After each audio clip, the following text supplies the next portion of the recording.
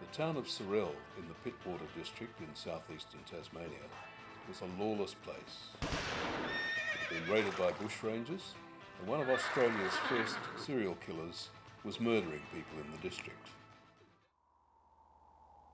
In 1826, 14 Tasmanian Aborigines were killed around here by police and soldiers, and 10 others were captured.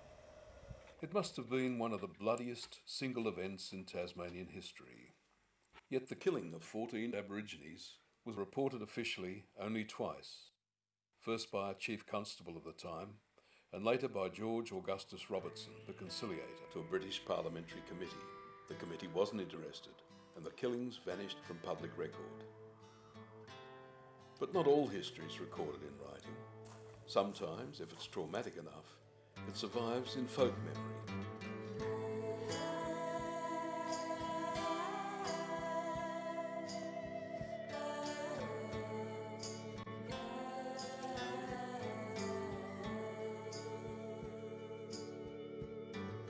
The Aborigines slaughtered at Pittwater were led by Kikatapola, an Oyster Bay tribesman. As a boy, he'd been adopted by a wealthy white family and baptised, but later went back to his tribe.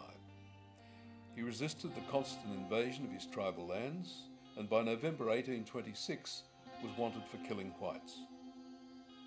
Kikatapola and his band appeared at Bankhead Farm near Sorell, where they terrorised a shepherd, Robert Grimes. Grimes managed to get word to Sorell and Constable Alexander Lang, and Lang set out with a small armed party. After the succession of outrages through the Richmond Police District and beyond, Black Tom and his force of natives were chased by Chief District Constable Lang and his men up the Sorell Valley, overtaken and destroyed near the headwaters of the rivulet. Bridges was obviously referring to Lang's capture of Kikatapola. And I think the word destroyed is very significant. It doesn't suggest police peaceably rounding up 10 unresisting Aborigines. I was ordered out by the police magistrates to head a party in pursuit of them.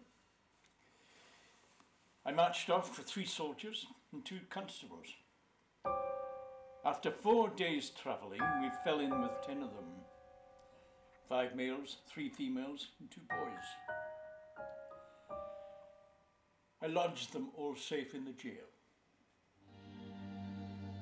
The Aborigines were put in Sorell jail. The whole colony expected that Kikatapola would quickly be hanged, but he wasn't even put on trial. After being held there and in Richmond jail for a month, he and his band were set free in January 1827. The colony's newspapers clamoured for him to be caught and hanged, as all the other Aborigines convicted of killing whites had been. Kikatapola was soon involved in more killings. Yet when he was recaptured at the end of that year, he was astonishingly still not tried. He was held until July 1828, then released again, to the outrage of the entire colony. This time, however, he went straight. He died at Emu Bay in 1832.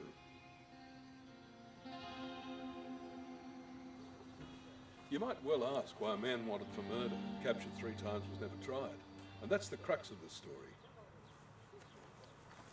The testimony presented to a parliamentary committee in 1830 said that 14 Aboriginal people had been wiped out.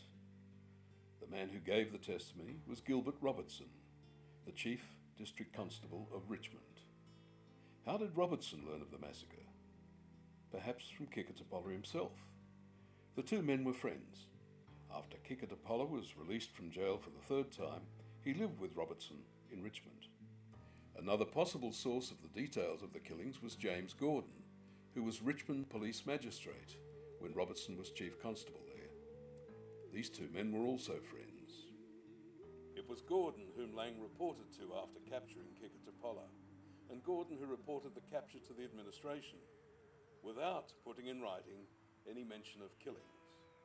Therefore, it was Gordon who conspired with the Lieutenant Governor of Tasmania, George Arthur, to cover them up. Why? Because it was a hanging offence for whites to kill Aborigines, although there was an understanding among settlers that as long as killings weren't publicised, no white man would be prosecuted. And none ever was. Not one. But with Kikatapola held in jail, there was a real problem. He spoke good English and had been baptised a Christian. If he were put on trial for murder, he'd be able to swear an oath on the Bible, and the whole story of the killings might come out. The administration would then be forced to execute a police constable. They had a tiger by the tail, so Lieutenant Governor Arthur recommended that the Aborigines be freed without trial. And freed they were. Oddly, Lang was not commended for capturing Kikatapola. In fact, his career went strangely downhill after that. He was demoted from Chief Constable to Constable, and the administration seems to have tried to get rid of him altogether. But for some reason, Gordon always protected him. Nevertheless, Lang ended his life in poverty, living on charity. Late in life, he wrote a memoir full of lies, evasions, and bluster. You'd think he'd have boasted in it of capturing a feared Aboriginal killer, but strangely, he glossed over the affair.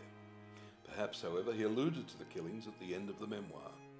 In less than 50 years hence, when I am mouldering with the dust, those dark and gloomy deeds committed at Pittwater will be buried in oblivion.